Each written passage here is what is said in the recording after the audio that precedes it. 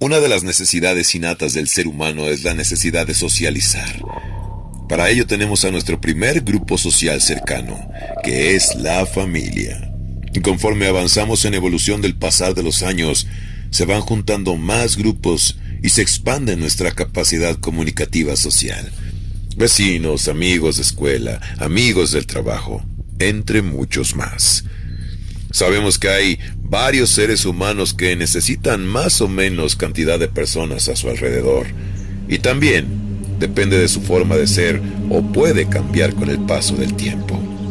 Bram Stoker no está alejado de esto y por supuesto tenía mucha gente a su alrededor que fue coincidiendo en el Trinity College con él, o en el Castillo de Dublín, o en el Teatro Lyceum, en las giras de Irving, etc.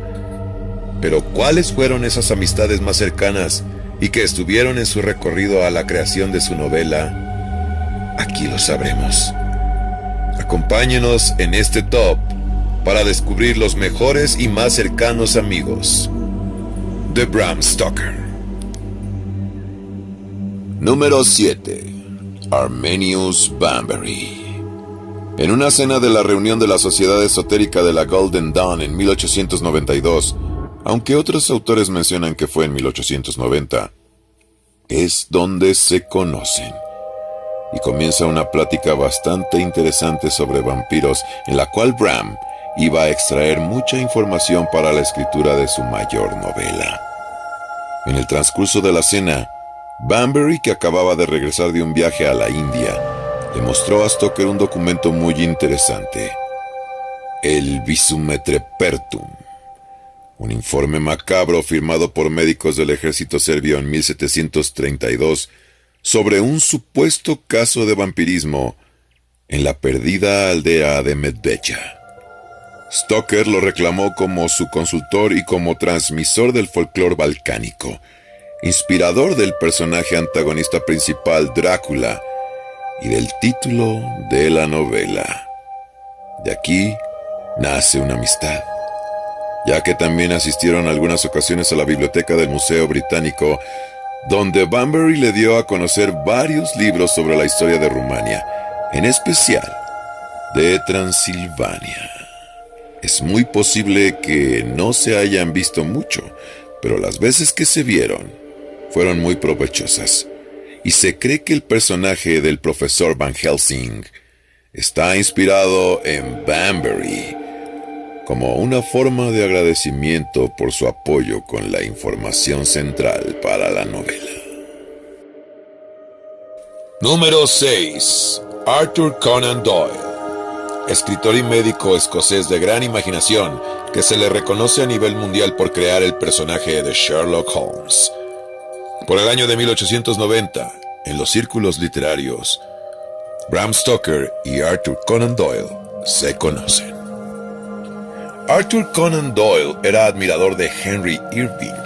Bram Stoker se puso en contacto con Conan Doyle y le comentó que iba a producir su obra, una historia de Waterloo para el Teatro Lyceum. Conan Doyle lo recuerda de esta manera en su autobiografía. Había escrito un cuento titulado Un rezagado del 15. Lo convertí en una obra de un solo acto y con gran audacia se la envié a Henry, de cuyo genio había sido un ferviente admirador desde aquellos días en Edimburgo, cuando pagaba mis 6 peniques en el teatro noche tras noche para verlo en Hamlet o en el Correo de Lyon. Para mi grata alegría recibí una nota de aquel amable señor, Bram Stoker, el secretario de Henry, ofreciéndome 100 libras por los derechos de autor. Una historia de Waterloo fue representada varias veces entre el año de 1894, cuando se estrenó, hasta 1905, cuando Henry Irving deja el Lyceum. Unos años antes, en 1892, Arthur Conan Doyle realiza un experimento literario, El destino de Fenella. Es una novela serializada entre finales de 1891 y principios de 1892, en el semanario The Gentlewoman de Londres.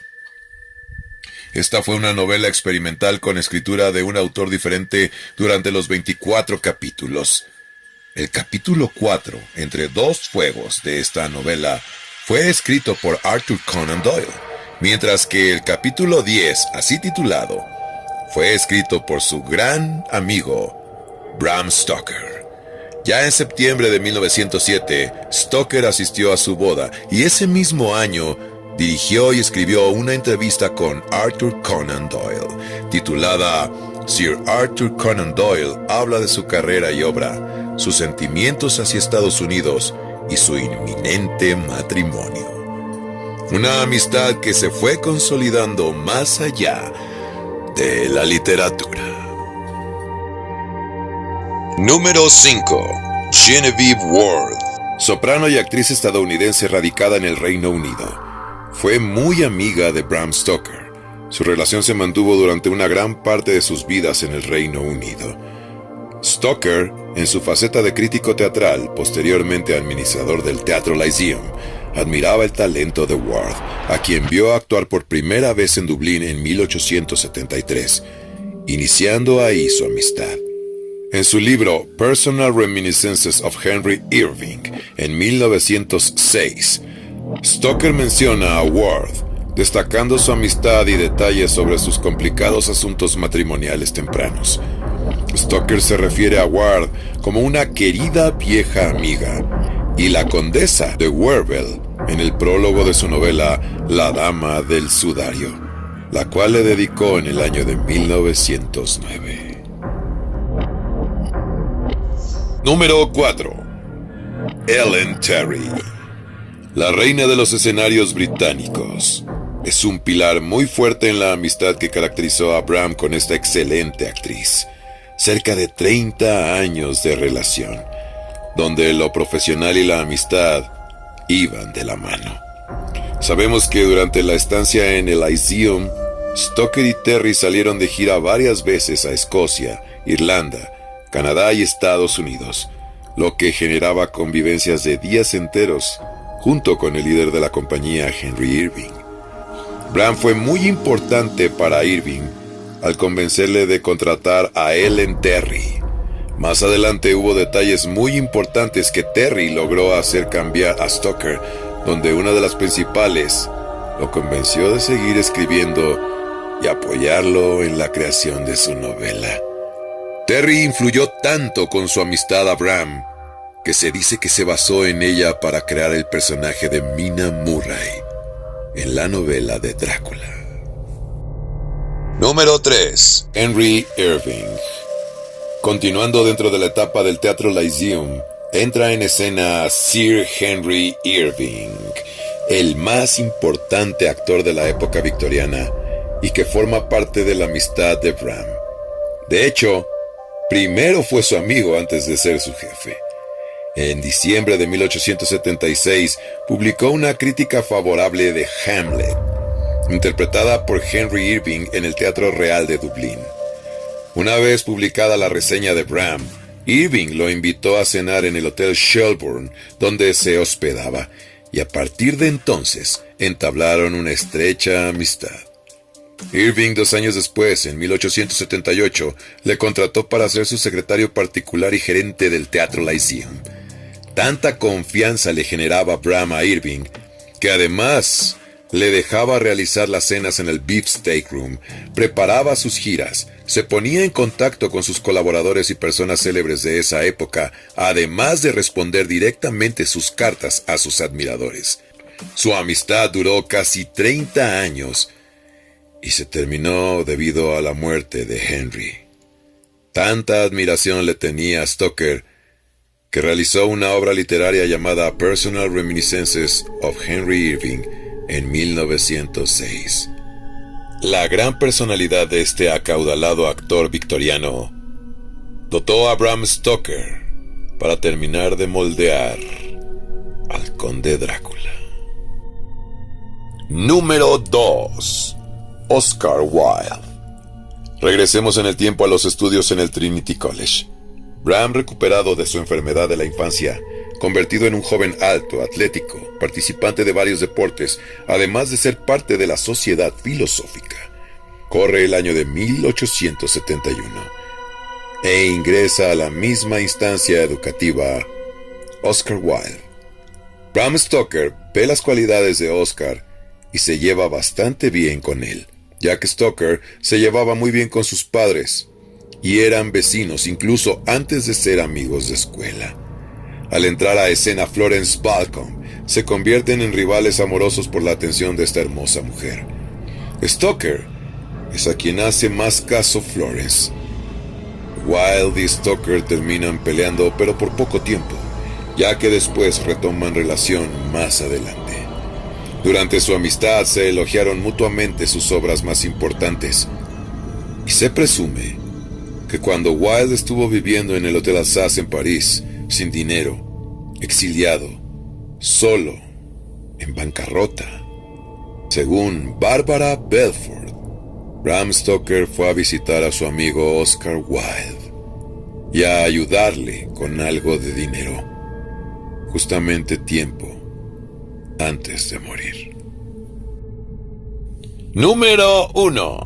Hall Caine. Para nosotros, ha sido el más influyente en la obra de Drácula, gracias a la amistad que se formó entre estos dos personajes. Por invitación de Henry Irving, viajó a Londres para asistir a la nueva dirección del Teatro Lyceum y presentando su nueva producción de Hamlet, con Ellen Terry como Ofelia, el 30 de diciembre en 1878. Fue entonces cuando Caine conoció a su representante, Bram Stoker, quien se convertiría más adelante en uno de sus mejores amigos. En 1892 se reúnen por primera vez Stoker y Caine en el Café Royal. Hall invitó a Bram a desayunar después de leer su cuento The Snake Pass, que había escrito en 1890, y Caine le menciona que quedó impresionado por la narrativa y quería discutir varias ideas literarias. Para la revista de Hitler, Caine y Stoker, en 1893, escribieron un artículo corto juntos, una sátira sobre la moda literaria. En 1895, Bram Stoker visita la casa de Hummy Beg en el verano de ese mismo año. Pasó una semana en Greenock Castle, la casa de Caine, en la isla Man. Durante su estancia, Caine le mostró paisajes que inspiraron parte de la novela de Drácula. Stoker se expresa de Caine y de la isla en una carta enviada a su esposa Florence de esta manera. Caine es un anfitrión espléndido, Florence, y el paisaje aquí es salvaje y romántico. En el año de la publicación de Drácula, 1897, unos meses antes, Stoker temía que su novela no fuera bien recibida, y Caine le envía una carta de aliento a Bram. Lamentablemente, la carta original ya no existe, pero de los fragmentos recuperados se puede leer. No te preocupes por el libro, Bram. Drácula dejará huella. Has escrito algo atemporal. Caine también le presentó con varios editores, además de aconsejarle sobre la promoción del libro. Stoker posteriormente dedicó su novela Drácula a Caine bajo el apodo de Hummy Beg. Un dato curioso que sucedió entre ellos en el año de 1905 es que Hall Caine se involucró en la política de la isla Man. Apoyaba el Home Rule para la isla. En la cápsula sobre Irlanda definiremos esta idea. Stoker, más conservador, defendía la unión con el Reino Unido. En un debate en la Sociedad Literaria de Londres, Caine criticó la postura de Bram y este le respondió con ironía. A partir de ahí se distanciaron, pero nunca perdieron la amistad en su totalidad.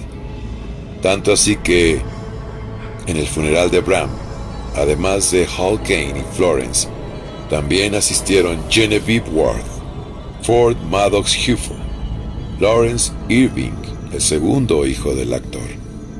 Bram Stoker convivió con muchas personalidades de su época, pero siempre hay que saber escoger, y por eso tuvo siempre un puñado mínimo de auténticas amistades. Aquí mostramos las que más se reconocen y además ayudaron a dar forma a Drácula.